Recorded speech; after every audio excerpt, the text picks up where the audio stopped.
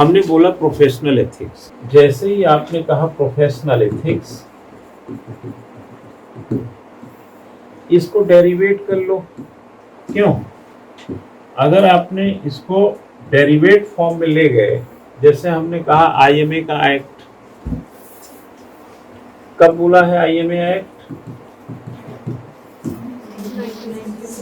Okay, advocate act, ये सब क्या करते हैं? रेगुलेट करेंगे। एक प्रकार से प्रोफेशनली आपके नॉर्म्स को, एथिक्स को, कोड ऑफ कंडक्ट को रेगुलेट करेंगे, है ना। और उसके बाद हमने और भी बोला, क्या बोला? क्या बोला?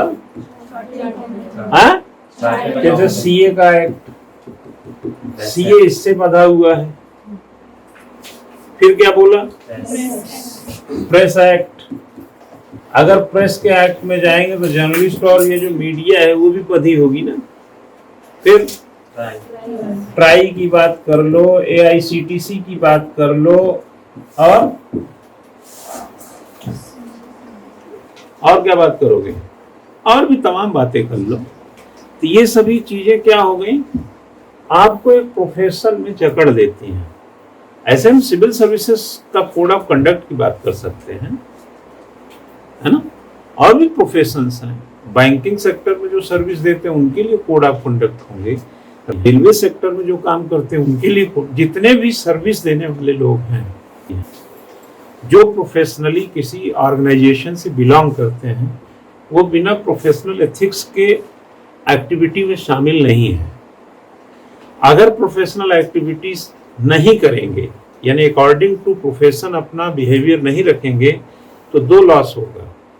संगठन घाटे में जाएगा और सोशल अनजस्टिस के खतरे पैदा होंगे। और आपके पर्सनल एथिक्स पे जो क्वेश्चन उठेगा, जिसका जो आपका सामना ही करेंगे, वो तो अलग मुद्दा है। जैसे भ्रष्टाचार से सिविल सर्विसेज को रोका गया है, सिविल सर्वेंट को। कोड ऑफ कंडक्ट में बहुत सारी चीज है, जैसे गिफ्ट लेने के लिए रोका गया है। गिफ्ट की एक सीमा तय की गई है। आप 2 शादियां नहीं कर सकते हैं, उसकी परिस्थिति बताई गई है। एक पत्नी स्वस्थ है, बेहतर है, फिर भी आप दूसरी शादी कर रहे हैं, तो ये कोड ऑफ कंडक्ट के खिलाफ है। खुले सड़क पर, चौराहे पे, प्रिंस चौक पे दारू का बोतल लेकर दारू नहीं पी सकते हैं। आपको आम जनता फॉलो करती है, आप में सोशल जस्टिस और अपना मोराल ढूंढती है, और आप ही अगर अनाप शनाप बिहेवियर को प्रदर्शित करेंगे, तो इससे जो समाज है वो अपने आप को ठगा हुआ महसूस करेगा। तो उसको बांधा गया। इसीलिए देखेंगे एक समझौता है। कोड ऑफ कंडक्ट क्या? एक समझौता है। आप मेरे दफ्तर में आइए, मान लो कोई टीचर है, दफ्तर में जाओ भैया, 9 बजे जाओ, 5-4 बजे तक जब तक पढ़ाना है, तुम टीचिंग वाले कोड ऑफ कंडक्ट में रहो, काम खत्म। उसके बाद तुम सब्जी खरीदने जाते हो, कहाँ जाते हो, मंदिर जाते हो, मस्जिद जाते हो, हमसे क्या मतलब है। लेकिन जो सर्विस 24 घंटे की, IAS, IPS, PCS, ये सब जो आप बनेंगे, तो क्या एक दिन की 9 घंटे 8 घंटे की नौकरी है? 24 घंटे की नौकरी। इसीलिए इसमें आप अगर सोचें कि आप होटल चला लें, आप अपना ट्रांसपोर्ट खोल लें अपने नाम से पेट्रोल पंप खोल लें, ये सब कोड ऑफ कंडक्ट प्रोफेशनली खिलाफ हो जाएगा। तो कोड ऑफ कंडक्ट में बहुत सारी चीजों का उल्लेख होता है। ये इसलिए होता है कि आप प्रोफेशनली इससे जुड़ें, ताकि सामाजिक न्याय तो करें ही करें, साथ ही आपका एथिक्स भी स्ट्रांग हो। क्योंकि अगर आपका एथिक्स स्ट्रांग नहीं है, तो सबसे बड़ा घाटा तो समाज का ही होगा ना, देश का ही होगा। खराब आदमी को लाओगे तो सबसे पहला घाटा तो देश का हो जाएगा यार। तो उस घाटे की परिपूर्ति कैसे होगी? आपके कोड ऑफ कंडक्ट से। आप चले जाइए मिलिट्री सर्विस में, चले जाइए, ऐसे आप ट्रेनिंग में उसके नियम कायदे नहीं बने हुए हैं। जो नियम कायदों को पूरा नहीं करते उनसे पेनाल्टी वसूल को भगा देते होंगे। जो उनका नियम होगा, मैं मिलिट्री सर्विस का डिटेल नहीं जानता हूं, जितना सिविल सर्विसेज को समझता हूं। हालांकि सिविल सर्विसेज और मिलिट्री सर्विसेज 2 ही सर्विसेज हैं। इसलिए कहा सिविल सर्विसेज पहले कौन सी सर्विस आई होगी आपके हिसाब से? हम लोग कहते हैं सिविल सर्विसेज सभ्यता जितना पुराना है, सर्विस तो रही होगी। सीमाओं की रखवाली करने के लिए मिलिट्री सर्विस, और आंतरिक समस्याओं से निपटने के लिए सिविल सर्विसेज। सीमा सुरक्षित है तभी तो यहाँ खाना पानी दाना चलता रहेगा। पता चला सीमा खतरे में है और यहाँ दाना पानी कैसे चलेगा? तो दोनों लोग अपने अपने कोड ऑफ कंडक्ट, अपने सर्विस रूल को फॉलो करते हैं। इससे न केवल सोशल जस्टिस होता है बल्कि देश का भला भी होता है। वह 20 करोड़ रुपया एक आईएएस ऑफिसर के घर से मिला, आप बता सकते हो कोड ऑफ कंडक्ट में आता है? वो कोड ऑफ कंडक्ट में नहीं आता, वो अपराध में आता है। रोका गया है, नहीं समझ में आया। सारी पढ़ाई लिखाई करेंगे, इंडियन सोसाइटी पढ़ेंगे, हिस्ट्री पढ़ेंगे, वर्ल्ड हिस्ट्री पढ़ेंगे, ancient, medieval, modern, Indian national movement सब पढ़ेंगे, गांधी जी का आचरण पढ़ेंगे, विवेकानंद पढ़ेंगे, बाल गंगाधर तिलक पढ़ेंगे, सब पढ़ेंगे। असहयोग आंदोलन भी पढ़ेंगे, भारत छोड़ो आंदोलन भी पढ़ेंगे। फिलॉसफी जो है किसी भी चीज की, चाहे रिलीजियस ग्राउंड पे रही चाहे सोशल ग्राउंड पे, सब जानेंगे। दादा भाई नौरोजी का वो अनब्रिटिश रूल इन इंडिया भी 1867 का जो कहा था उन्होंने, वो सब भी जानेंगे। शोषण, एक्सप्लॉइटेशन, आर्थिक गरीबी, परेशानी, अकाल, भूख सब समझे होंगे। भूगोल भी पढ़ेंगे, यूनिवर्स भी पढ़ेंगे, वर्ल्ड भी पढ़ेंगे, इंडिया भी पढ़ेंगे, सोशल जस्टिस भी पढ़ते हैं, संविधान, अपने राइट, अपनी ड्यूटी भी पढ़ते हैं, सब सारा जानते हैं। गवर्नेंस को जानेंगे, इंटरनेशनल रिलेशन जानेंगे, इस देश के डिजास्टर को जानेंगे, इंटरनल सिक्योरिटी को जानेंगे, इकोलॉजी, इन्वायरमेंट को जानेंगे, और यहाँ की अच्छी खराब इंडियन इकोनॉमी को जानेंगे, साइंस टेक को भी जानेंगे, एथिक्स को भी जानेंगे। सत्य जिया जाता है, सत्य सिखाया नहीं जाता, पर निबंध लिखेंगे। हमारा लोकतंत्र किधर जा रहा है पर 1200-2000 शब्द लिखेंगे। हाँ, वी आर सॉफ्ट स्टेट की थ्योरी देंगे, और बाद में जब आईएएस बन जाएंगे तो 20 करोड़ रुपया घर में बरादमी कराएंगे, वहीं उन्हीं के घर से बरामद हो रहा है 20 करोड़। ये कौन सा चीज जाना? अरे सबसे ज्यादा इनके बाद कोड ऑफ कंडक्ट जानो, सर्विस रूल जानो, देश के मुनाफे को समझो, तुम्हारी उपस्थिति से समाज कैसे बदलता है इसके इतिहास को समझो। नहीं रुआब के लिए नौकरी कर लिया, आईएएस हो गए, चलो भैया रुआब बढ़ गया। रुआब जब तुम बढ़ाओगे अनाप शनाप तरीके से, तो कोड ऑफ कंडक्ट जो है या जो गवर्नमेंट का सर्विस रूल तुम्हारे पे थोपा गया है, जब वो मुखर हो जाएगा ना, तो तुम्हारी औकात बता दी जाएगी। इसलिए आईएएस क्या समझे?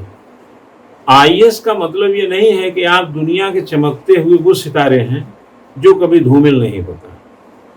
आप आईएएस का अगर गलत इस्तेमाल करेंगे तो आप टूटते हुए वो तारे होंगे जो न वहां रहेंगे न नीचे रहेंगे, भस्म हो जाएंगे बीच में। जब कोई पिंड टूटता है ना, उल्का पिंड सुने हैं कि नहीं? जब उल्का पिंड टूटता है तो ये डिपेंड करता है कि वो उसकी जो घर्षण है, कई तो जल के राख हो जाते हैं, रास्ते में ही खत्म हो जाते, कई कुछ उल्कास्प जो उसके अंश होते कुछ गिरते हैं। तो हम यहां पर बता दें कहीं कोई गिरता नहीं है।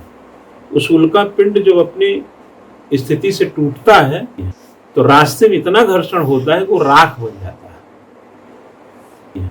तो अगर एक बार आप 20 करोड़ 10 करोड़ कहीं ये वो आचा पाचा कर लिया आईएएस की नौकरी में, तो आप भस्म समझिए अपने सम्मान से, मान से, एथिक्स से, स्थिति से, गौरवशाली जो पद है उससे, और जिस रुआब में बने थे उससे, क्योंकि यह अव्वल दर्जे का सामाजिक अन्याय है, और सामाजिक अन्याय के साथ किसी व्यक्ति को बर्दाश्त नहीं किया जा सकता। ये हम पढ़ाने में भी पढ़ा रहे हैं, कल आपकी नौकरी में भी काम आएगा। तो Rome is not built in a day.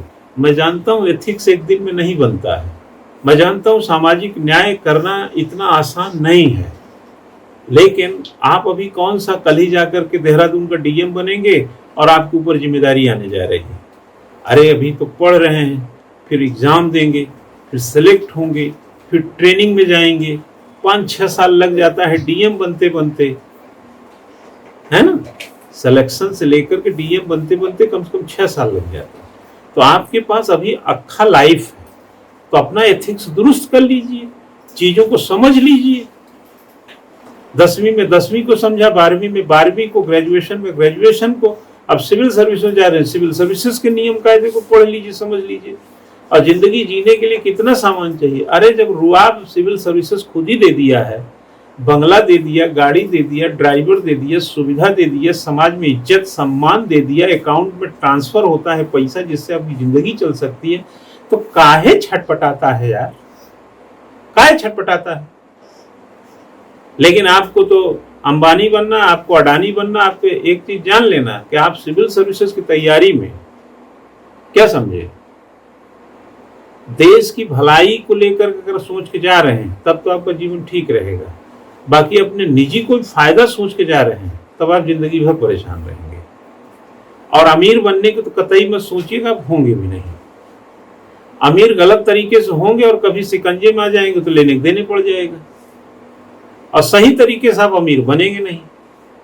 क्योंकि अमीर के लिए नौकरी नहीं होती है, ये देश की भलाई, समाज की भलाई के लिए होती है। तो आपके अंदर जो पैशन है, जो आपके अंदर परमानेंट एक समाज सेवा घुसा हुआ है, उसको प्रदर्शित करने का सिविल सर्विसेज एक अच्छा अवसर है।